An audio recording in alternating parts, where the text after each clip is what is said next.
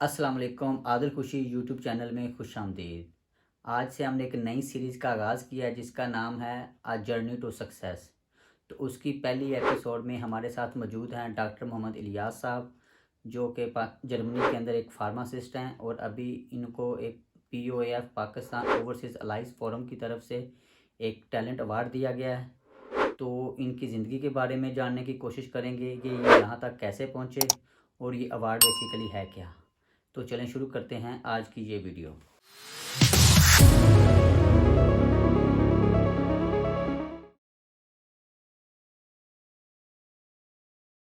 जी doctor Ilyas साहब, तो सबसे पहले तो आप मेरे नाजरीन को बताएं कि ये पीओएफ की तरफ से जो आपको टैलेंट अवार्ड दिया गया ये बेसिकली है क्या। ये जो टैलेंट अवार्ड है ये पाकिस्तान ओवरसीज़ अलायंस फोरम पहले से काफ़ी अरसे से ये कर रही थी। लेकिन कुछ इयर्स में फिर स्टॉप हो गया, तो इस दफ़ा इन्होंने इसको रीस्टार्ट किया है। और 2021 में इन्होंने जो है ना इसको दोबारा से स्टार्ट किया है कि हर साल में एक अवार्ड जो है वो दिया जाए लोगों को जो टैलेंटेड हैं पाकिस्तानी लोग। तो पाकिस्तानी जो टैलेंटेड लोग हैं और उनमें से डेफ़िनेटली जो जर्मनी के अंदर हैं माशाल्लाह वो भी बहुत टैलेंटेड लोग हैं। और उनकी तरफ से जो है वो अगस्त में जो है एप्लीकेशंस उन्होंने कलेक्ट की लोगों से, और उसके ऊपर फिर लोगों को अवार्ड दिया गया। मुख्तलिफ़ कैटेगरीज़ के ऊपर अवार्ड दिया गया। जो मुझे अवार्ड मिला है वो एजुकेशनल प्रोफेशनल बेसिस पे जो मेरी परफॉर्मेंस रही है कि पाकिस्तान की हिस्ट्री में सबसे पहले मैं जर्मन फार्मासिस्ट बना हूँ। तो उस बेसिस पे मुझे जो है वो टैलेंट अवार्ड दिया गया है। तो इसकी जो डॉक्टर साहब नॉमिनेशन होती है, जो आप अपने आप को एप्लीकेशन देनी होती है इस अवार्ड के लिए, तो वो नॉमिनेशन आप खुद करते हैं, आप एप्लीकेशन देते हैं पीओएफ को, या वो क्या पी तरीका कार क्या है। पीयूएफ ने अनाउंस किया था कि पूरे जर्मनी में अनाउंस किया था कि जो लोग समझते हैं कि वो टैलेंट अवार्ड में हिस्सा लेना चाहते हैं या ले सकते हैं, तो वो अपनी सीवीज़ और थोड़ा सा ब्रीफ इंट्रोडक्शन जो है वो ईमेल के ज़रिए उनको सेंड करें। तो बहुत सारे लोगों ने अप्लाई किया और उनकी फिर एक ज्यूरी थी जिसने उसके ऊपर काम किया, और उसमें से फिर उन्होंने जो ज़्यादा टैलेंटेड लोग थे उनको फिर अवार्ड दिया। तो इनकी कोई वेबसाइट है या। पीओएफ की वेबसाइट भी है, और इसके अलावा एक बहुत बड़ा फोरम है और बहुत अच्छा बड़ा ज़बरदस्त फोरम है, हम्म, और उनकी एक टीम भी है। हम्म। तो ज़्यादातर कम्युनिकेशन जो है वो ईमेल या व्हाट्सएप और टेलीफोन के ज़रिए वो करते हैं, लेकिन उनका एक प्रॉपर सेटअप है। तो नाजरीन, जो जो पी ओ एफ के रिलेटेड सारा स्टाफ है वो नीचे जो डिस्क्रिप्शन होगी इस वीडियो की उसमें आपको मिल जाएगा कि P O F forum actually है क्या, और आप इसके लिए अपने आप को कैसे नॉमिनेट कर सकते हैं किसी कैटेगरी की या किसी टैलेंट अवार्ड के लिए। तो आपको सारी इन्फॉर्मेशन डिस्क्रिप्शन में मिल जाएगी। तो बेसिकली डॉक्टर मोहम्मद इलियास साहब ने एक यहाँ पे एक छोटा सा स्टार्टअप भी शुरू किया हुआ है ऑनलाइन ग्रोसरी स्टोर के बारे में भी इनसे थोड़ी सी जी। जानने की कोशिश करते हैं, क्योंकि इन्होंने एक छोटा सा बिजनेस है ऑनलाइन ग्रोसरी स्टोर जो जर्मनी के अंदर ये जो पाकिस्तान या देसी ग्रोसरी है, इंडियन और पाकिस्तानी, ये भी ये पूरे जर्मनी के अंदर सेल करते हैं। तो डॉक्टर साहब अपने स्टार्टअप के बारे में थोड़ा सा बताएं नाजरीन को। अ, देखिए आदा भाई, ये एक यूनिक जो है वो स्टार्टअप है। इसमें हमारा जो फोकस है वो ये है कि अ, जो स्टूडेंट्स हैं या जो भी जिनकी इनकम इतनी ज़्यादा नहीं है उन लोगों को मुनासिब दामों के ऊपर जो है ना हम हम्म। ग्रोसरी प्रोवाइड करें। और ये पूरे जर्मनी के अंदर जो है हम इसको डिलीवर करते हैं कुरियर सर्विस के ज़रिए। हम्म। और हम जो है वो काफ़ी जो है वो अच्छे दामों में जो है लोगों को दे रहे हैं, तो और तमाम इंडियन और पाकिस्तानी ग्रोसरी अवेलेबल है हमारे पास। तो आपका ये दावा कि आप पूरे जर्मनी में सस्ती फ्राहम करते हैं। बिल्कुल। तो नाज़रीन, आपको पाक इंडिया शॉप का भी लिंक डिस्क्रिप्शन में मिल जाएगा, तो विज़िट करें पाक इंडिया शॉप को और चेक करें कि डॉक्टर साहब जो कह रहे हैं कि वाकई रेट्स इनके अच्छे हैं या ये सिर्फ ऐसे छोड़ रहे हैं। पाक इंडिया शॉप के अलावा डॉक्टर साहब यहाँ पे प्रोफेशनल फार्मासिस्ट हैं। तो इन इनसे जानने की कोशिश करते हैं कि ये यहाँ पे बेसिकली हैं तो फार्मासिस्ट, साथ में इन्होंने ये ग्रोसरी स्टोर भी का भी ऑनलाइन काम स्टार्ट किया हुआ है। तो बेसिकली इनकी प्रोफेशनल जॉब के बारे में थोड़ी सी जानने की कोशिश करते हैं कि ये एक्चुअली करते क्या हैं। जी डॉक्टर साहब। मैंने जर्मनी में मास्टर किया है इंटरनेशनल हेल्थ में, और इसके अलावा एक तो पोस्ट ग्रेजुएट डिप्लोमा किया है ऑक्यूपेशनल हेल्थ में। और इसके अलावा मैं मेरे पास जो है वो स्टेट एग्ज़ाम मैंने पास किया था। मेरे पास जर्मन जो है वो डिग्री है, हम्म। जिसको आप कह सकते हैं अप्रोबासियों। जर्मनी के जर्मन ज़बान में इसको अप्रोबासियन कहते हैं। हम्म। और मैं उस बेस के ऊपर यहाँ पे काम कर रहा हूँ, जॉब कर रहा हूँ एज ए फार्मासिस्ट। और मेरी कम्युनिटी के लिए सर्विसेज हाज़िर हैं। मैं उस कम्युनिटी अपनी कम्युनिटी देश कम्युनिटी को गाइड करता हूँ हम्म। कि मुख्तलिफ़ जो तिबी मसाइल हैं, इसके अलावा छोटी मोटी इन्फॉर्मेशन होती है। कोरोना के टाइम में लोगों को बहुत सारे डाउट्स थे क्वारंटीन के हवाले से, वैक्सीनेशन और टेस्ट और मुख्तलिफ़ तरह से। हम्म। तो वो सारी जो इन्फॉर्मेशन होती है वो मेरे पास होती है, तो मैं इजीली लोगों के साथ शेयर कर सकता हूँ। तो इस तरह से मुझे खुशी होती है कि मैं अपनी कम्युनिटी को सर्व करूँ। चलें, गुड, माशाल्लाह। चलें, अभी डॉक्टर साहब से इनकी थोड़ी-सी बचपन से स्टार्ट करते हैं कि ये कहाँ पैदा हुए और इन्होंने जो अपना ज़िंदगी का सफ़र स्टार्ट किया अपनी बैचलर डिग्री की पाकिस्तान से, उसके बाद ये यहाँ जर्मनी आए। तो इनसे पूछते हैं कि ये इनके स्टार्ट कहाँ से हुआ और ये जर्मनी तक पहुँचते-पहुँचते इनको कितनी मेहनत करनी पड़ी और आखिरकार जब जर्मनी पहुँच गए, जो इन्होंने कुछ हासिल किया अपनी ज़िंदगी में, तो ये इनकी ज़िंदगी का मकसद जानने की कोशिश करते हैं कि इनके सफ़र का कहाँ से शुरू किया सियालकोट के छोटे से गाँव से, और आज बर्लिन में एक फार्मासिस्ट की जॉब कर रहे हैं। और अभी रिसेंटली कल ही आज ही इनको बेसिकली टैलेंट अवार्ड मिला है और हमने इनको मधु कर लिया अपने प्रोग्राम में। तो चलिए इनकी ज़िंदगी का सफ़र मुफ्त से जानने की कोशिश करते हैं। जी डॉक्टर साहब, शुरू करें, आप कहाँ पैदा हो गए और फिर कैसे पहुँचे यहाँ तक? जी अदर मैं सियालकोट के एक छोटे से जो है वो कस्बे से हूँ, और मेरा तल्लक जो है वो सियालकोट से है। हम्म। वहाँ पे मैं एक छोटे से कस्बे में पैदा हुआ, और मिडिल क्लास फैमिली से तल्लक है मेरा। हम्म। मेरे वालिद जो है वो चाहते थे कि मैं पढूँ और पढ़ के कोई अच्छी जो है वो नौकरी करूँ। हम्म। तो जब जब मैं चौथी क्लास में फर्स्ट आया, पहली पोजीशन पे आया, माशाल्लाह। तो मेरे घर वालों को जो है वो थोड़ी सी उम्मीद नज़र आई कि ये कि मुंडा बच्चा डॉक्टर बनेगा। पढ़ सकता है। तो मेरे घर वालों ने हेडमास्टर जो था स्कूल का, उससे हम्म। रब्ता किया कि क्या ये बच्चा पढ़ सकता है। तो उसने कहा हम्म। ये वाकई पढ़ सकता है बंदा। चल। हम्म। तो फिर मैंने जो है वो अल्हम्दुलिल्लाह जो है वो अच्छे नंबरों से मैंने जो है वो मैट्रिक की। उसके बाद एफएससी में चला गया। हम्म। मैंने प्री मेडिकल साइंसेस में पढ़ा, स्टार्ट किया प्री मेडिकल साइंसेस को। तो लोग कहते थे कि तुम नहीं कर पाओगे। तो हाँ। मैंने कहा इंशाल्लाह मैं करके दिखाऊंगा। तो इस तरह से मैंने जो है वो अच्छे मार्क्स में एफएससी की, और उसके हम्म। बाद मैंने लाहौर यूनिवर्सिटी के अंदर एडमिशन लिया मैंने डॉक्टर फार्मेसी में।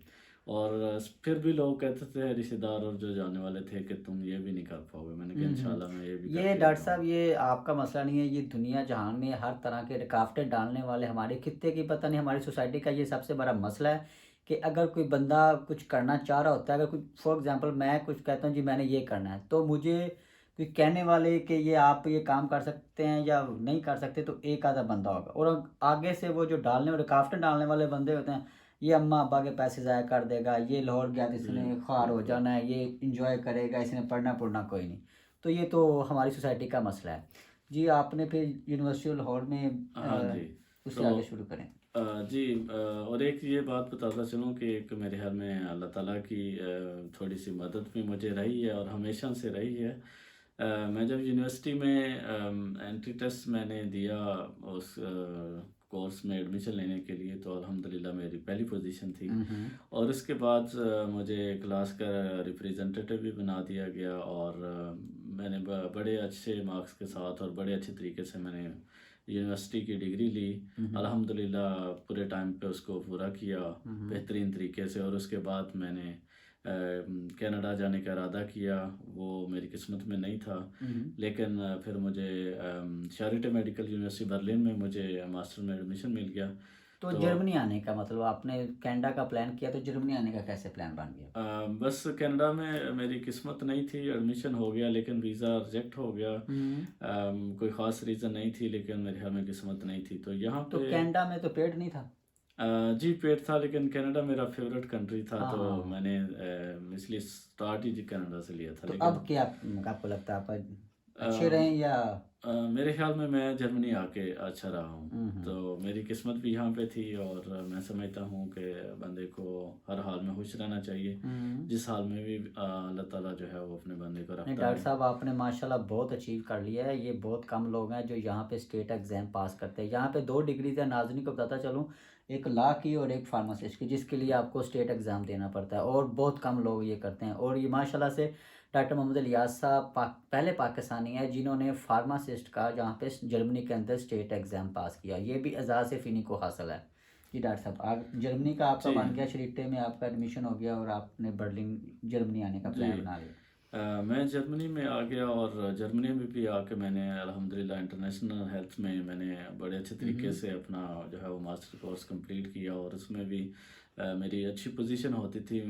जो दूसरे क्लास फेलोज़ होते थे वो मुझसे समझने आते थे, हम्म। और अल्हम्दुलिल्लाह उसके बाद मैंने जर्मन लैंग्वेज C1 लेवल की, और बड़े अच्छे तरीके से, बड़े फास्ट तरीके से उसको कंप्लीट किया, और उसके बाद मैंने इरादा किया कि मैं स्टेट एग्ज़ाम पास करूँगा जर्मनी में, और अल्हम्दुलिल्लाह उसको मैंने अचीव किया, उसको मैंने पास किया, और उसके बाद मैं जो है वो एज ए फार्मासिस्ट यहाँ पे जॉब कर रहा हूँ। हम्म। और इसके अलावा बाकी जो कुछ सोशल एक्टिविटीज़ हैं, मुझे बहुत खुशी होती है कि मैं अपनी पाकिस्तानी कम्युनिटी को मुख्तलिफ़ तरीके से मैं असिस्ट करता हूँ।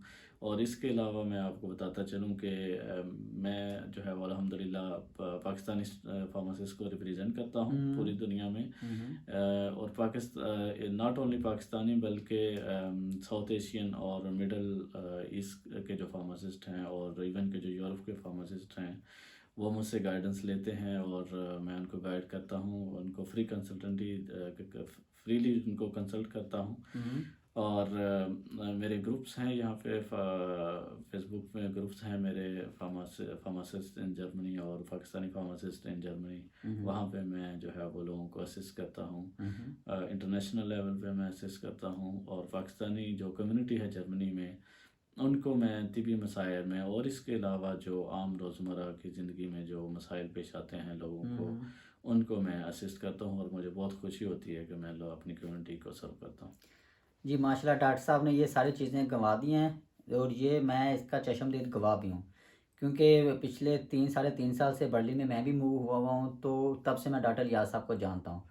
तो ये तो इनकी प्रोफेशनल चीज़ें हैं ना। इसके बाद ये डॉक्टर साहब सोशल बहुत ज़्यादा एक्टिव हैं। यहाँ पे बज़्म बर्लिन के नाम से ग्रुप है, जो कि हम स्टूडेंट प्रोफेशनल्स को हेल्प करने के लिए, ये हमारे जो सीनियर्स थे उन्होंने बनाया हुआ था, तो ये भी उसके एक्टिवली मेंबर्स हैं, और कोशिश करते हैं जितने भी हम इवेंट्स ऑर्गेनाइज करवाते हैं, तो डॉक्टर साहब की पार्टिसिपेशन के बगैर तकरीबन इवेंट नामुमकिन होता है।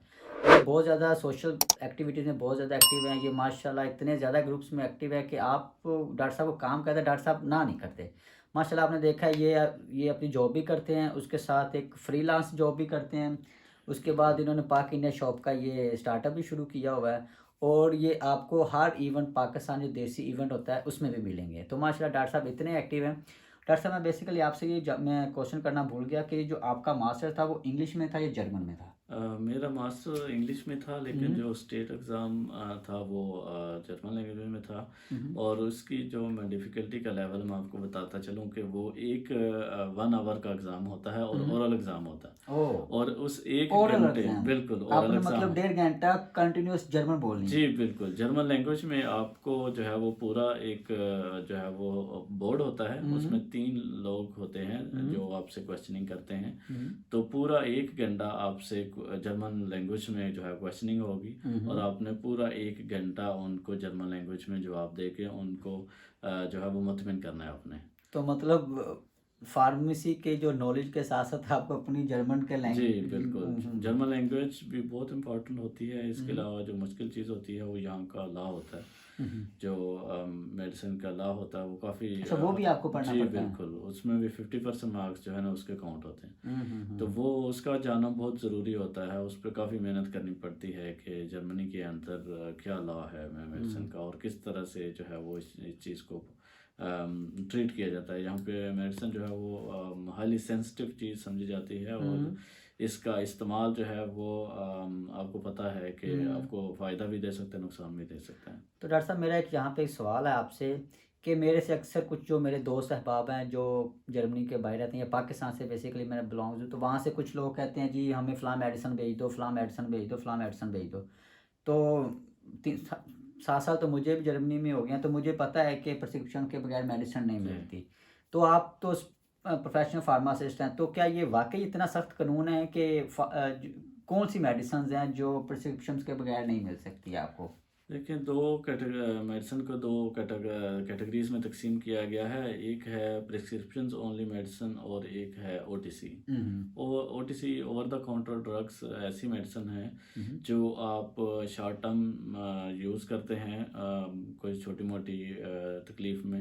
जैसे तो डिस्प्रिन, जैसे एस्प्रिन। डिस्प्रिन है, कोई छोटी-मोटी पेन किलर है, हम्म। एंटी वो एलर्जिक हैं, वो और ईबो भी मेरे ख्याल में 400 जी, mg से ज़्यादा वो प्रिस्क्रिप्शन के हाँ जी, बगैर नहीं देते ना? बिल्कुल एग्ज़ैक्टली, क्योंकि हम्म। फिर वो हाई डोज़ हो जाती है, हम्म। और हाई डोज़ के फिर साइड इफ़ेक्ट होते हैं, तो और इसलिए आपको उसको बेसिकली आपकी जिस फार्मेसी में आप काम करते हैं या जो फार्मेसी की ऑर्गेनाइजेशन है, वो आपको अलाउ ही नहीं करती कि आपने ये मेडिसिन देनी नहीं है, या मतलब इतनी सख्ती आप फार्मेसी पे इतनी सख्ती होती है, या सिस्टम क्या होता है नहीं इनका? देखिए, ये लॉ कहता है कि आपने ये करना है और ये हम्म। नहीं करना। हम्म। और उसमें ये होता है कि अगर आप लॉ को तोड़ के कोई चीज़ करते हैं, आप कर तो सकते हैं, कर हम्म। लेते हैं। लेकिन ये होता है कि अगर आप पे साबित हो जाए कि तो आपने इस लॉ को तोड़ा है, हम्म। तो फिर उसकी बहुत हैवी पेनल्टीज़ होती हैं कि आपको जो है वो 5 साल के लिए जो है वो जेल में भी सजा भी हो जाए। भेजा जा सकता है। तो इतनी हैवी पेनल्टीज़ होने की वजह से यहाँ पे आपने भी ऑब्ज़र्व किया होगा कि आप हम्म। फार्मेसी पे जाते हैं, तो जो प्रिस्क्रिप्शन ओनली मेडिसिन होती है, वो हम्म। आपको कभी नहीं देते, वो किसी हम्म। सूरत में नहीं देते। अब जितने हम्म। मर्ज़ी उनको जो है ना वो रो के भी कहें कि मुझे मसला है, तो वो कहेंगे कि es tut mir leid। Basically ये मैंने अपने नाजरीन के लिए पूछा है क्योंकि मेरे कुछ दोस्त हैं जो मुझे अक्सर फ़ोन करते रहते हैं कि यार ये मेरे अम्मा को मसला है, मेडिसिन भिजवा दें, जिगर की ये मेडिसिन भिजवा दें, कि ताकत के ये टीके भिजवा जी, दिए, जिस तरह वो पाकिस्तान के अंदर बिल्कुल। न्यूरोबान के टीके हैं। तो ये नाजरीन जो मेरे नाजरीन हैं आदिल खुशी के, तो उनको बताता चलो यहाँ पे मेडिसिन जो है प्रिस्क्रिप्शन के बगैर नहीं मिलती। ये अभी आपके पास, ये मेरे पास फार्मासिस्ट बैठे हुए हैं जो पिछले कुछ 4-5 साल से जॉब कर रहे हैं और इन्होंने फार्मेसी स्टडी किया हुआ है, तो यहाँ पे मेडिसिन नहीं मिलती है प्रिस्क्रिप्शन के बगैर।